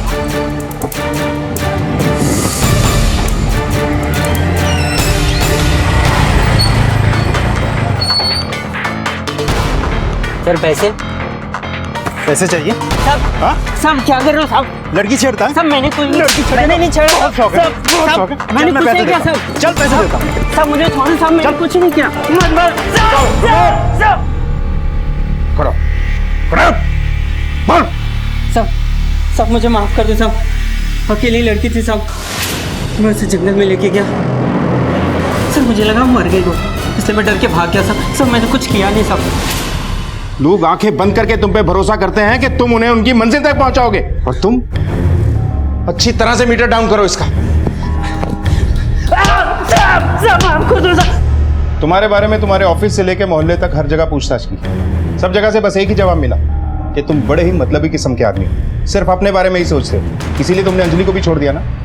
ना तुम्हें अंजलि की फिक्र है ना बच्चों की। वो तो तुम्हारी दूसरी बीवी को कोई बच्चा नहीं हुआ, इसलिए अचानक तुम्हारा पहली बीवी के बच्चों के बारे में सारा प्यार उमड़ा है। अगर मैं गलत हूं तो क्या वो सही है? क्या उसे बच्चों की जिम्मेदारी का एहसास था? उसने बच्चे अपने पास इसलिए रखे ताकि उसे हर महीने मुझसे एलिमनी मिलती रहे और उन पैसों को वो दारू में उड़ा सके। दूसरों को गलत साबित करके हम खुद सही नहीं हो जाते। कल शाम से लेकर रात तक तुम कहाँ थे? मैं अपनी बीवी के साथ था। उस दिन सतीश मेरे साथ था घर पर। मुझे पता है सतीश मतलबी है, उसे अपने अलावा कुछ नजर ही नहीं आता। इसी बात से अंजलि भी डिप्रेशन में चली गई थी, इसलिए उसने ड्रिंक लेना शुरू कर दी। लेकिन सतीश ने उसकी हेल्प करने की बजाय उसे उसी के हाल पे छोड़ दिया। ये सब बात मुझे शादी के बाद मालूम पड़ी, लेकिन मैं क्या कर सकती थी? मेरे हाथ में तो कुछ नहीं था ना। हो सकता है मर्डर के लिए किसी और को हायर किया हो। क्या बात कर रहे हैं आप? सर उसकी शराब की आदतों की वजह से लीगली मैं उससे स्ट्रांग हूँ, तो उसे मार के मैं अपने पैरों पे कुल्हाड़ी क्यों मारूंगा? कोर्ट से इंसाफ मिलने में देर हो जाती है, इसलिए कुछ लोग अपने ही हाथ में तराजू पकड़ लेते हैं। कहीं ऐसा तो नहीं कि तुम्हारा भी सब्र टूट गया और तुमने ही? सर मुझे उससे मिले हफ्ते से ज्यादा का वक्त हो चुका है। सर ऑटो वाले ने तो अपना जुर्म कबूल कर लिया है कि वो मिथि को लेकर कहीं जा रहा था, लेकिन अंजलि का हमें अभी तक कोई सुराग नहीं मिला। राज, इस केस की ऐसी कोई गली है जो हमें गोल गोल घुमा रही है। एफआईआर के हिसाब से 22 तारीख को अंजलि गायब हुई, लेकिन उसके जानने वाले सारे लोग और शराब की दुकान वाले का यह कहना है कि पिछले 1 हफ्ते से उन लोगों ने अंजलि को नहीं देखा। लगभग 1 हफ्ते से हमने उसको देखा तक नहीं। ना ही उसके एक्स हस्बैंड से उसकी कोई बात हुई। सर मुझे उससे मिले हफ्ते से ज्यादा का वक्त हो चुका है। ना ही 22 तारीख को वॉचमैन ने उसे बाहर जाते हुए देखा। कल रात में अंजलि मैडम को तो नहीं देखा साहब, लेकिन हाँ साहब, मिथि जरूर कल रात में बाहर जा रही थी। दाल में जरूर कुछ काला है। इस अंजलि के कॉल रिकॉर्ड्स का क्या हुआ? सर उसका फोन लास्ट 16 तारीख को एक्टिव था, उसके बाद से अब तक फोन इनएक्टिव है और लोकेशन तो घर की दिखा रही है। अंजलि के गायब होने की रिपोर्ट केतन ने लिखवाई थी। अगर अंजलि पहले ही गायब हुई थी तो केतन ने झूठी कंप्लेंट क्यों लिखा? राज, इस केतन को पुलिस स्टेशन लेके आओ, इसकी खातिर करनी होगी। सर। अंजलि की मोबाइल फोन एक्टिविटी और इस केस से जुड़े बाकी लोगों के बयान के आधार पर पुलिस को ऐसा लगने लगा था कि शायद अंजलि 22 जुलाई से नहीं बल्कि उससे भी पहले से गायब थी। और जब पुलिस ने अंजलि की सोसाइटी की सीसीटीवी फुटेज चेक की तो मामला आईने की तरह साफ हो गया। उस सीसीटीवी फुटेज में पुलिस को 16 जुलाई की शाम को अंजलि बाहर जाती हुई दिखाई दी थी, जिसके बाद से अंजलि अब तक लापता थी। आखिर क्या हुआ था अंजलि के साथ और मिथि ने यह बात पुलिस से क्यों छुपाई थी? दीदी खाना खा लो। खाना कहाँ से आया? मिश्रा अंकल के घर से। तू खा ले, मुझे नहीं खाना। दीदी प्लीज थोड़ा खा लो। साहिल मुझे नहीं खाना। मैं खिला देता हूँ।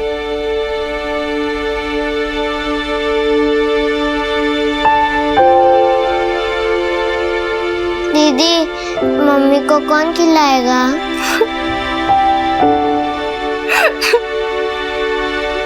झूठी रिपोर्ट क्यों लिखवाई तुमने? सर मुझे नहीं पता वो कब गायब हुई सर। 1 हफ्ते पहले यानी 16 जुलाई को उसने मुझसे शादी के लिए कहा। मैंने मना किया तो उसने मुझसे झगड़ा किया सर। उसके बाद से उसने मेरा फ़ोन भी उठाना बंद कर दिया सर मुझे लगा उसका गुस्सा शांत हो जाएगा, इसलिए मैं उसके घर गया उससे बात करने के लिए। हाँ, मुझे सिर्फ साहिल मिला।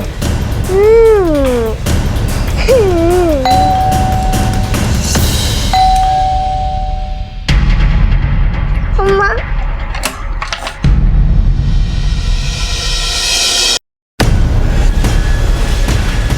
और उसे मैं यहाँ ले आया सर आप ही सोचिए ना, अगर मैंने कुछ गलत किया होता तो फिर मैं यहाँ पुलिस स्टेशन क्यों आता?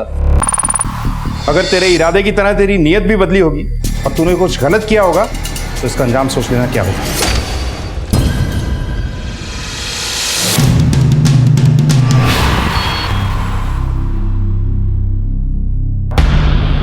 सर 16 तारीख के बाद मम्मा घर नहीं आई और मैंने पापा को भी इन्फॉर्म नहीं किया क्योंकि वो हमें अपने साथ ले जाते और मम्मा को भी नहीं ढूंढते।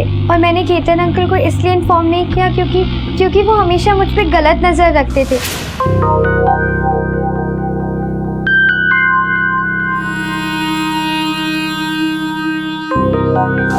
मम्मी को भी वो बुरी नज़र से देखते थे।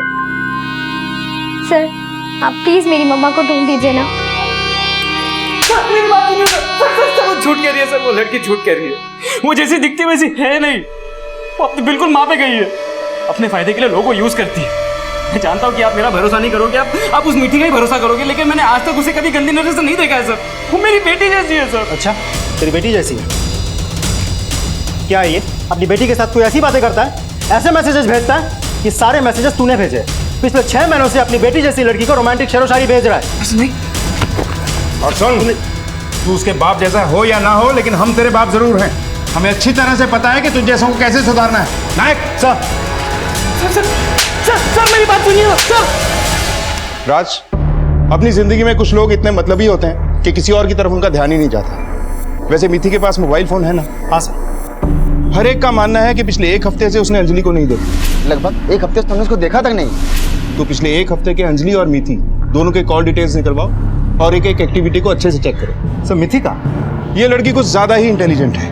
पिछले 1 हफ्ते से उसकी माँ का कुछ पता नहीं है और उसने इस बारे में ना तो अपने पड़ोसियों से बात की, ना ही पुलिस स्टेशन आई। हमें बहुत बारीकी से तहकीकात करनी होगी। सर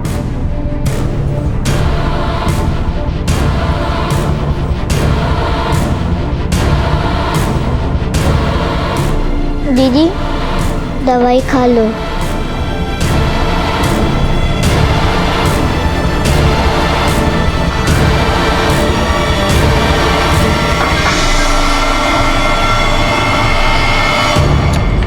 सर, मिथि के कॉल डिटेल्स आ गए हैं, लेकिन एक अजीब बात है, इन दिनों मिथि की किसी रंजन के साथ काफ़ी बातें हो रही हैं और एक आइसोलेटेड जगह पर मिथि का फ़ोन पिछले हफ्ते रेगुलर एक्टिव रहा है।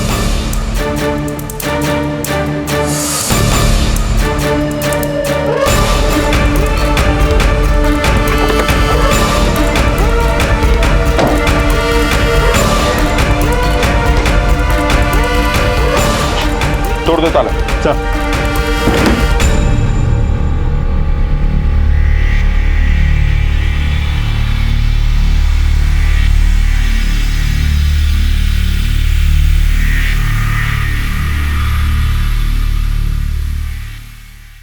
सर सर्कमस्टेंशियल एविडेंस से तो यही लगता है कि किसी को यह बंदी बना के रखा गया होगा।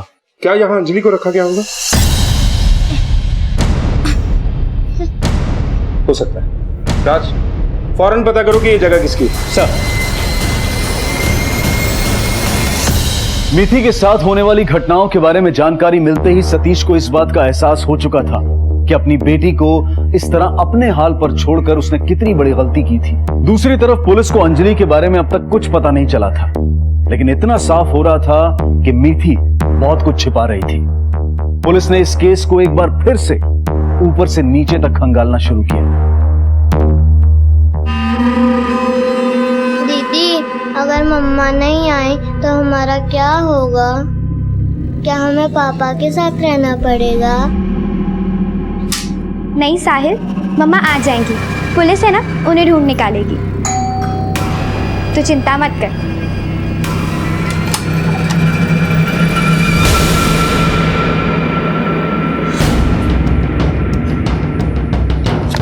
सर, उस वेयरहाउस के ओनर के बारे में पता चल गया। कौन है उसका ओनर? रंजन जोशी।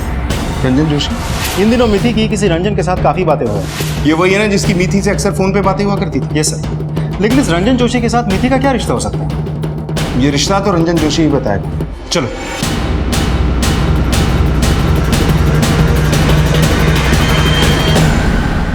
बिना किसी मकसद के तो आप लोग यहाँ आए नहीं होंगे, लेकिन सॉरी, ना मैं इस औरत को जानता हूँ ना इस बच्ची को। देखिए रंजन जी, आपके नंबर से मीठी नाम की लड़की की कई बार बातें हुई हैं और उसकी मां अंजलि लापता है और आपके फार्म हाउस पे किसी को बांध के रखे जाने के निशान मिले हमें। और इतनी बातें काफी हैं हमारे लिए, आपको हमारा मेहमान बनाने के लिए। लेकिन सर, ये दोनों नंबर तो मैंने अपने बेटे ईशान और रोमित को दे रखे हैं। मेरा फार्म हाउस बंद पड़ा है। कहाँ ये आपके दोनों बेटे और कहाँ पढ़ते हैं ये लोग? MG school. तो मिथि तो एमजी स्कूल में पढ़ती है। मम्मा, आप कहाँ चले गए हो?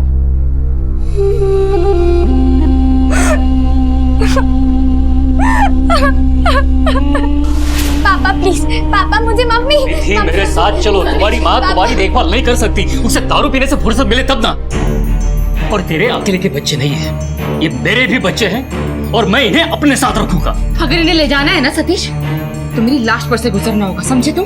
अपने बच्चों के लिए मैं कुछ भी कर सकता हूँ।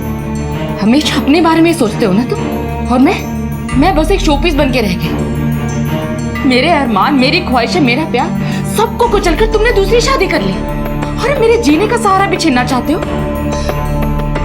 इतना दर्द भी मत दो सतीश कि मेरा जीना ही मुश्किल हो जाए।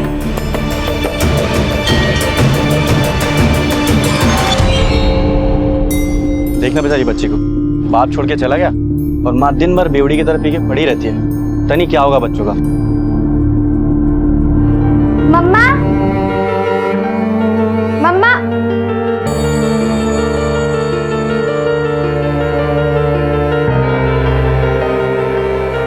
मम्मा पीना क्यों नहीं छोड़ देती हैं? पता है सब मुझे कितना चिढ़ाते हैं और आपका भी मजाक उड़ाते हैं। ओके बेटा, आज से पीना बंद, पक्का। Promise? Pinky promise? Pinky promise. Thank you मम्मा। चलो अब मैं जाती हूँ। Bye bye. कुछ नहीं होगा मम्मा, बोलना भी थी। बेटा क्यों बोला? नहीं मम्मा, दरवाजा नहीं खुलेगा। मिठी से मिठी आप पिंकी प्रॉमिस आज के बाद कभी नहीं भूलूंगी। मिठी प्लीज नहीं मम्मा, आप हमेशा प्रॉमिस करते हो तोड़ देते हो। मम्मा बोलना भी थी। अरे मम्मा जाइए प्लीज, बोल दो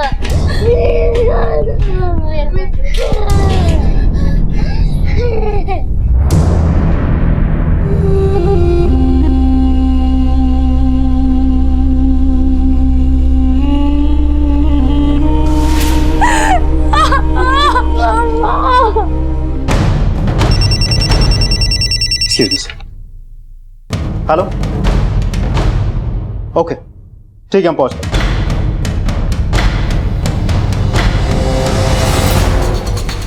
सर मैंने ही आपको फ़ोन किया था, देखिए बॉडी की बदबू आ रही है।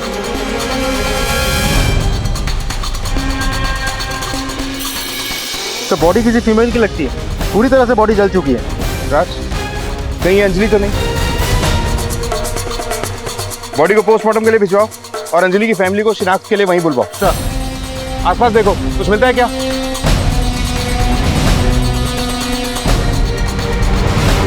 राज, सर, यहाँ ये देखो, गाड़ी के टायर के निशान। हो सकता है बॉडी को कार में डाल के यहाँ डंप किया गया। गाड़ी शायद इस तरफ से आई थी। इस रास्ते पे जितने भी सीसीटीवी कैमरास हैं, सबकी फुटेज चेक करवाओ। सर,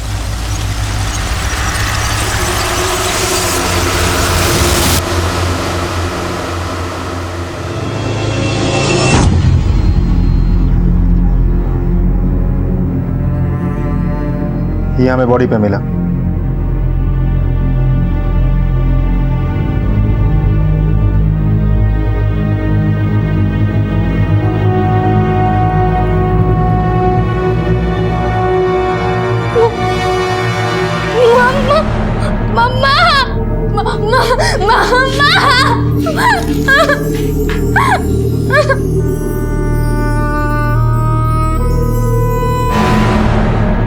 तुम लोगों ने मीठी की माँ को क्यों मारा? सर, हमने किसी को नहीं मारा और ना ही सर मीठी ने कुछ किया। सर, वो तो अपनी माँ से बहुत प्यार करती थी। हमने तो बस ये चाहा कि आंटी और मीठी की लाइफ में सब कुछ ठीक हो जाए, इसलिए सर हमने उनकी मदद करी। मदद? कैसी मदद? सर, मीठी हमारी बेस्ट फ्रेंड है और वो आंटी की दारू की लत को छुड़ाना चाहती थी, इसीलिए उसने सुसाइड करने की भी कोशिश की थी। ये क्या कर रही तू? हाँ, पागल हो गई तू? हाँ, मैं पागल हो गई हूँ। मर जाने दो मुझे। मीठी, अगर तुझे कोई भी प्रॉब्लम है तो हमसे बोल, हम उसे सॉल्व करेंगे। मुझसे बर्दाश्त नहीं होता। मम्मी रोज अपने आप को मार रही है, मैं कुछ नहीं कर सकती। जिसको देखो हमारा फायदा उठाने चला आता है। सब गरीब आना चाहते हैं और वो किधर अपने भी अच्छे नहीं है। मैं बस इतना चाहती हूँ कि मम्मा जरा हाथ जोड़ दे। तुम लोग प्लीज मेरी हेल्प करो। हमने मिलकर एक प्लान बनाया। तो सर हमने सोचा कि अगर आंटी को कुछ दिन बांध कर रखा जाए और उनको शराब ना दी जाए तो शायद आंटी की शराब की लत छूट जाएगी।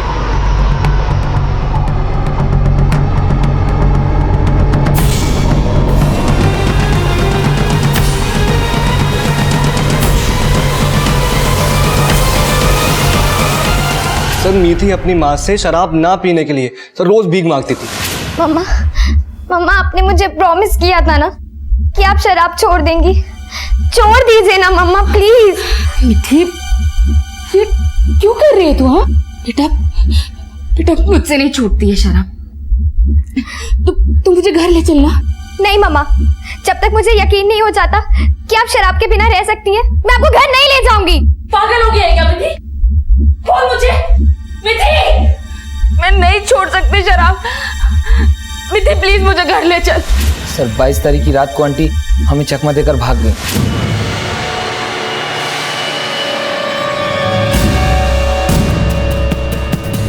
हमने बहुत ढूंढने की कोशिश की पर वो हमें कहीं नहीं मिली। यार क्या करेंगे अब?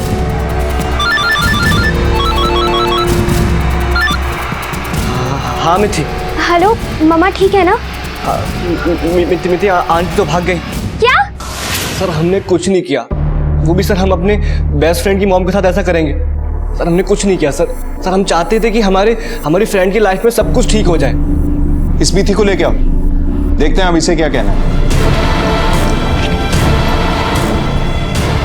दीदी कहाँ जा रहे हो? तो दूध खत्म कर, मैं तब तक आती हूँ।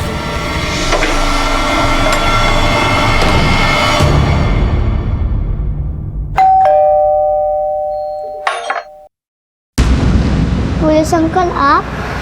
दीदी घर पर नहीं है। कहाँ गई वो? मुझे नहीं पता। आज नईमा घर पे आई थी, उसके बाद दीदी कहीं चली गई। बेटा शांत हो जाओ। मिठी शांत हो जाओ। क्या चल रहा था? आवाज कैसी आ रही थी? जिन्हें वो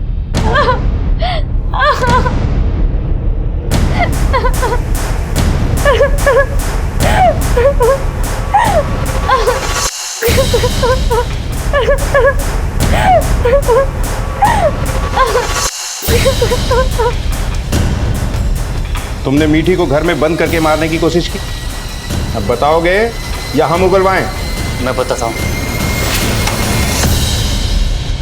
मीठी,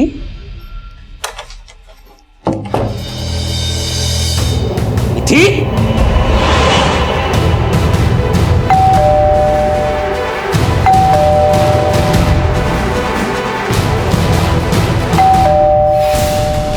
मैंने जो कुछ भी किया सेल्फ डिफेंस में किया।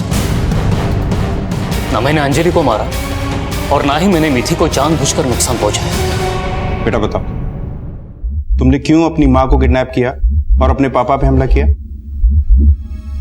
सर, मैं बस एक नॉर्मल लाइफ जीना चाहती थी। मैं चाहती थी कि मम्मी शराब छोड़ दें। और फिर श्रुति आंटी ने कहा कि मम्मी को सिर्फ पापा ही मार सकते हैं क्योंकि वो हमें अपने साथ ले जाना चाहते थे। वो मम्मी से नफरत करते थे और इसीलिए मुझे गुस्सा आ गया। राज सर, ये श्रुति का एंगल हमारी कहानी का वो मोड़ है जो हमें मंजिल तक लेके जाएगा। श्रुति को लेके आओ। Yes sir. मीठी को तुमने ऐसा क्यों कहा कि सतीश ने अंजलि को मारा है? अगर कोई शक था तो हमारे पास आ सकती थी तुम। सतीश ने पहले अंजलि की जिंदगी बर्बाद की, फिर मेरी जिंदगी। अंजलि से तो उसने छुटकारा पा लिया था, लेकिन बच्चों को नहीं भूल पा रहा था और वो बच्चों को फिर से हासिल करना चाहता था। इसलिए मैंने मीठी से कहा कि तुम्हारी मम्मा को तुम्हारे पापा ने ही मारा है और वो तुम्हें भी जबरदस्ती अपने साथ ले जाएगा। बड़े दुख की बात है श्रुति, छोटे बच्चों से कितना बड़ा जुर्म कराने वाली थी तुम। मासूम बच्चों को अपनी मां से बिछड़ने का दुख क्या होता है समझती हैं आप? आप नहीं समझ सकती। ये तो कंफर्म हो चुका है कि ये बॉडी अंजलि की है। मरने से पहले उसके साथ रेप किया गया, फिर उसे जलाया गया। मुजरिम ना अगर केतन है, न मीठी और उसके दोस्त, न सतीश, न श्रुति, तो फिर वो कौन हो सकता है जिसने ये किया? सर, ये जंगल के पास का सीसीटीवी फुटेज लगाओ।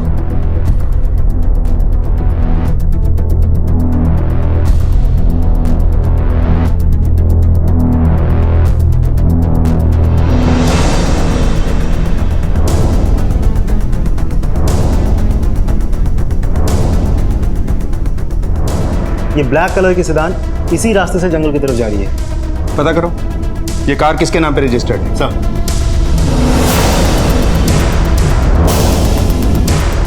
सर ये कार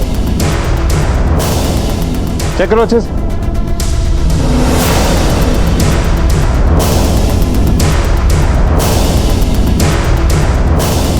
सर ये देखिए, पकड़ो इसे। ले चलो। सर बताइए तो सर मैंने किया क्या? सर बताइए सर गलती होगी बता रहे सर, गलती होगी। क्यों किया साहब? क्यों मारा अंजलि को? बताता हूँ सर, बताता हूँ, सब बताता हूँ।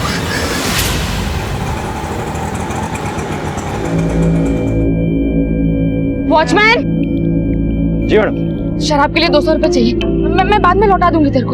अरे मेरे पास पैसे नहीं मैडम। देखना। हाँ क्या हुआ? अरे साहब वो अंजलि मैडम है, वो पैसे मंगा रहे। अच्छा, ये लो ऑटो वाले को दे दो, मैं देखता हूँ। जी साहब। आइए अंजलि, आप मेरे साथ आइए। कहाँ? आइए तो सही, मैंने आपके लिए बढ़िया शराब का इंतजाम किया है। आइए, पीने में मजा आएगा आपको। आइए आइए।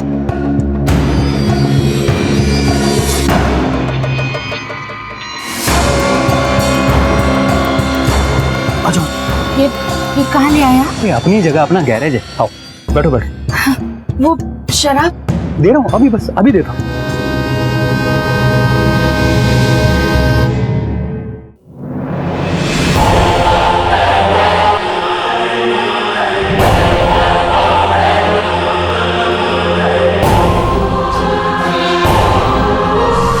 वो मदद के लिए चिल्ला रही थी और हम लोग बहुत डर गए थे कि अगर पोल खुल गई तो सारी जिंदगी जेल की सलाखों के पीछे काटनी पड़ेगी। जुर्म पे चाहे जितने भी पर्दे डाल दो, वो सच को छुपाने के लिए काफी नहीं होता। तुमने जो किया उसके लिए तुम्हें सजा तो मिलेगी, लेकिन मैं चाहता हूं कि फांसी हो तुम।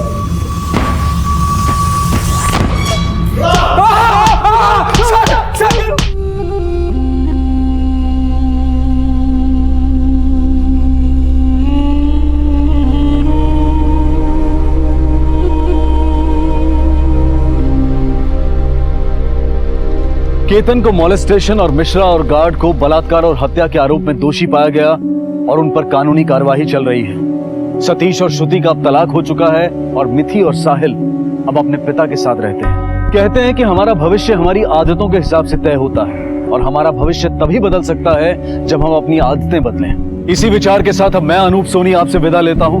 फिर मुलाकात होगी अगले एपिसोड में एक और चौंका देने वाले केस के साथ।